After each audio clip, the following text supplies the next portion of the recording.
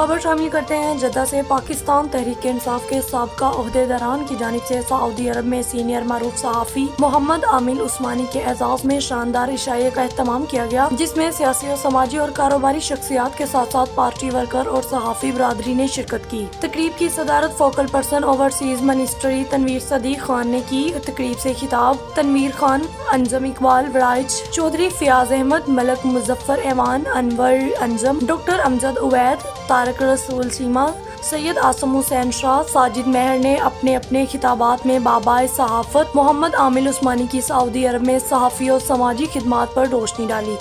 इनकी तारीफ और खराज तहसीन पेश किया गया, जिस पर आमिल उस्मानी ने तमाम पार्टी वर्कर्स और शुरका का हौसला अफजाई पर शुक्रिया अदा किया। तकरीब से चेयरमैन पाक मीडिया ग्रुप जहांगीर खान और सदर नूरुल हसन गुजर और दीगर PTI के बदर आलम भट्टी, चौधरी मोहम्मद असीम अराइन, नवीद सहर, तनवीर अहमद, मलक मुदस्सर अजीज, चौधरी सुहेल अमजद, मोहसन रफीक, अब्दुल रहमान कम्बो और दीगर ने भी खिताब किया और आमिल उस्मानी की सहाफ़ती और कम्युनिटी खिदमात की तारीफ की। तकरीब के आखिर में मरहूम हाफिज शम्स की मग़फ़िरत के लिए दुआ की गई और तकरीब में शरीक मेहमानों का तनवीर सदीक खान ने शुक्रिया भी अदा किया।